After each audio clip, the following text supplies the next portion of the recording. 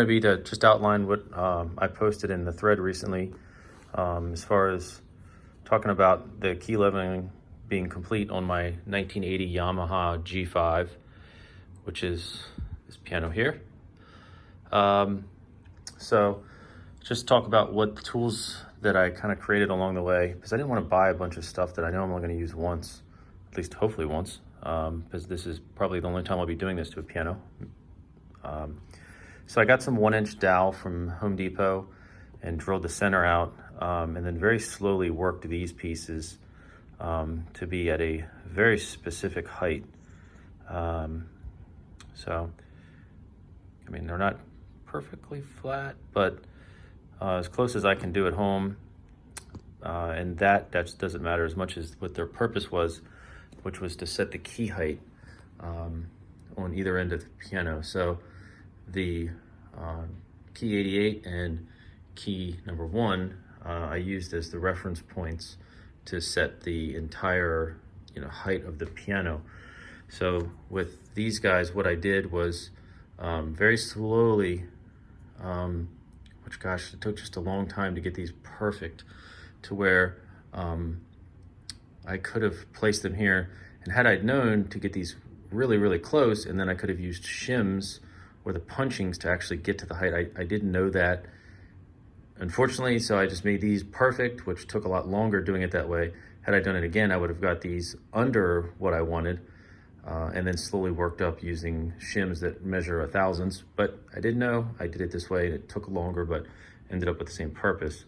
So these guys slide in, and then the key height is, you can't move the key, which is the point.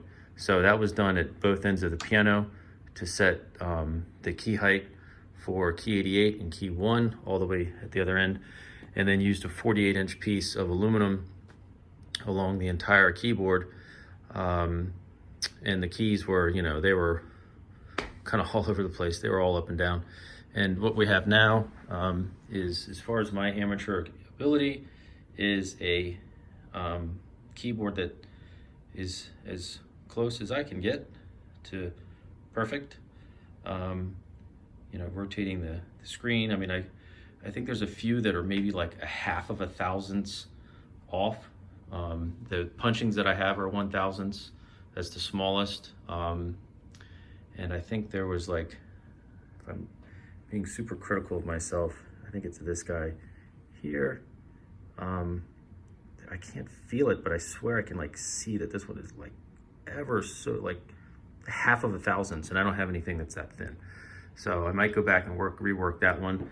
But looking at the keyboard, if I get like the screen, but I used this throughout the process, which is a very thick and sturdy piece of aluminum that I got from Howard Piano Industries, and would put that on the piano about that far back. Let me see if I can get that straighter. And then what I would do there is then use the feeler gauges.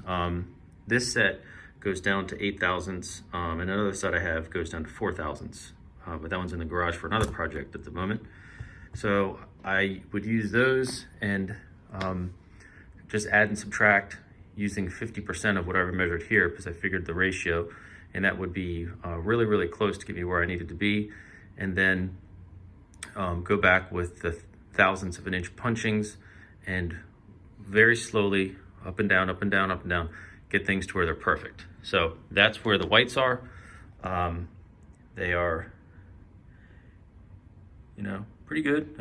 I can't imagine getting better than that, especially how bad they were.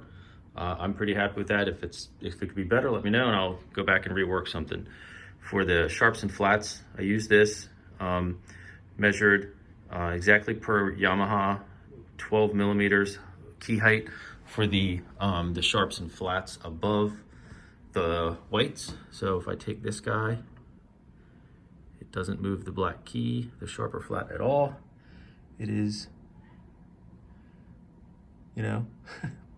I'd say that's pretty good, but I'm not a professional. So, and that's, you can pretty much reference that on any key. Just up and down, up and down. So that is the black key height, sharps and flats. And once that was done, I started working, which is the step I'm still currently on. I made this block here, focus, 400 thousandths. And I'm using this to check the key dip by, the arrow being the front and this line being basically checked behind it. There was something in the Yamaha manual that I references from. I don't have it in front of me, but these keys are not done. I haven't done anything with these, but if, I put it on the key and then I can feel that actually feels pretty darn good. I haven't even done anything with this one yet, but that's the checking key dip. So that's what this is going to be used for. I did do some of the keys at the other end, but from the middle up, I haven't done anything with that yet, but that's what that guy's going to be for. So that's where we're at. As far as I can tell, things are going well, but feel free to let me know if you see anything that looks completely off or something I could do better.